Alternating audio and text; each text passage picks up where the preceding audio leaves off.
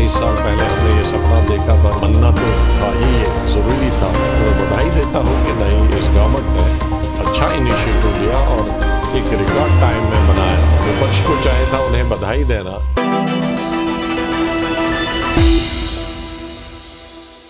নতুন সংসদ ভবন উদ্বোধন বয়কট না করে বিরোধীদের উচিত কেন্দ্র সরকারকে অভিনন্দন জানানো, বললেন গোলাম নবী আজাদ। নতুন সংসদ ভবন উদ্বোধন নিয়ে বিতর্কের শেষ হচ্ছে না। এবার সংসদ ভবন উদ্বোধন নিয়ে মুখ খুললেন গণতান্ত্রিক প্রগতিশীল আজাদ পার্টির চেয়ারম্যান তথা জম্মু ও কাশ্মীরের প্রাক্তন মুখ্যমন্ত্রী গোলাম নবী আজাদ।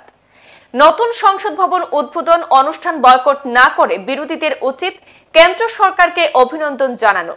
গণতান্ত্রিক প্রগতিশীল আজাদ পার্টির চেয়ারম্যান গোলাম নবী আজাদ আজ সংবাদ মাধ্যমের সঙ্গে কথা বলতে গিয়ে জানিয়েছেন, তিনি ব্যস্ততার কারণে নতুন সংসদ ভবনের উদ্বোধনী অনুষ্ঠানে যোগ দেবেন না। তিনি বলেন, আমি উপস্থিত হতে পারবো না কারণ আমার কিছু পূর্বের ব্যস্ততা রয়েছে। আমরা নতুন সংসদের স্বপ্ন দেখেছিলাম, এখন তা বাস্তবায়িত হচ্ছে। গোলাম নবী আজাদ বলেন, তিনি এবং তৎকালীন প্রধানমন্ত্রী নরসিমা রাও মিলে নতুন সংসদ ভবন নির্মাণের জন্য মোটামুটি একটি মানচিত্র তৈরি করেছিলেন, কারণ পুরনো সংসদ ভবনে বেশি লোক বসার জায়গা ছিল না। বর্তমান সময়ে নতুন সংসদ ভবন উদ্বোধন এটা একটা বড় প্রাপ্তি। অনুষ্ঠান বয়কট না করে বিরোধীদের উচিত কেন্দ্র সরকারকে অভিনন্দন জানানো। আজাদ পার্টির প্রধান গোলাম নবীর মতে, বিরোধীরা বয়কটের পরিবর্তে এমন কিছু ইস্যু তুলে ধরে প্রতিবাদ করতে পারত যার দ্বারা জনসাধারণ উপকৃত হতেন।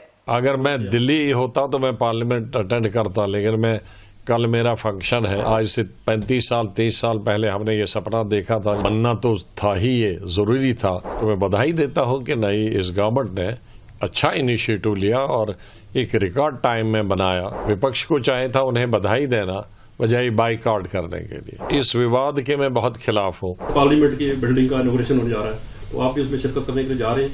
कुछ पार्टियों ने जो है, अगर मैं दिल्ली होता तो मैं पार्लियामेंट अटेंड करता, लेकिन मैं कल मेरा फंक्शन है एक अखनूर में, तो इसलिए नहीं जा पा रहा हूँ। वरना अगर मैं दिल्ली होता तो मैं अटेंड करता। बहुत अच्छी, आज से 30 साल पहले हमने ये सपना देखा था, जब मैं पार्लियामेंट्री अफेयर्स मिनिस्टर था। तब शिवराज पाटिल जी ने और मैंने चर्चा की थी, फिर मैंने और प्रधानमंत्री नरसिम्हा राव जी ने चर्चा की थी, बल्कि एक नक्शा भी बनाया था कैसा पार्लियामेंट होना चाहे। हमसे तो तब हो नहीं पाया, लेकिन अब बना है, तो बहुत अच्छी बात है। पार्लियामेंट की बिल्डिंग बनी और बड़ी विशाल बिल्डिंग बनी है, तो इस विशाल बिल्डिंग में स्वागत है, क्योंकि बनना तो था ही, ये ज़रूरी था। क्योंकि 1926 के बाद पार्लियामेंट मेंबर्स की संख्या बहुत बढ़नी है, तकरीबन दुगनी होने वाली है, क्योंकि आबादी 75 साल में 5 गुना बढ़ गई है। तो कम से कम पार्लियामेंट भी तो दुगना होना चाहिए। तो उसके लिए हमारे जो प्रेजेंट आज का पार्लियामेंट है उसमें जगह नहीं थी, तो नया पार्लियामेंट तो बनाना ही था। तो मैं बधाई देता हूँ कि नहीं, इस गवर्नमेंट ने अच्छा इनिशिएटिव लिया और एक रिकॉर्ड टाइम में बनाया, वरना पार्लियामेंट इतना जल्दी नहीं बनता है। तो उसके लिए विपक्ष को चाहे था उन्हें बधाई देना बजाय बाइकआउट करने के लिए। जो लोग तुम खुद नहीं कर पाए, अगर वो कोई दूसरा करना है चाहे तो खुश होना चाहिए। और इस विवाद के मैं बहुत खिलाफ हूँ। प्राइम मिनिस्टर इनॉग्रेट करे, उद्घाटन करे या राष्ट्रपति, तो राष्ट्रपति कौन सा विपक्ष का है?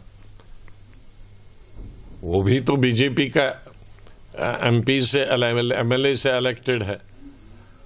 अगर विपक्ष को राष्ट्रपति की इतना प्रेम था तो उसके खिलाफ कैंडिडेट क्यों खड़ा किया था? हा? तो उसका मतलब है कि विपक्ष के पास दुर्भाग्य से जो मुद्दे दूसरे उठाने चाहे थे, विपक्ष को सरकार के खिलाफ मुद्दे उठाने की कमी नहीं है, लेकिन दुर्भाग्य से विपक्ष वो मुद्दे नहीं उठाती है। सिर्फ ऐसे मुद्दे उठाती हैं जिससे कोई पब्लिक का लेना देना नहीं। विपक्ष को वो मुद्दे उठाने चाहिए जिनका पब्लिक से संबंध है। पार्लियामेंट का उद्घाटन प्राइम मिनिस्टर करे, राष्ट्रपति करे, ये पब्लिक से कोई संबंध नहीं। पब्लिक की सेहत पर उसका कोई असर नहीं पड़ता। সংবাদ এই পর্যন্তই, ফিরছি পরবর্তী অন্যান্য আপডেট নিয়ে। ধন্যবাদ।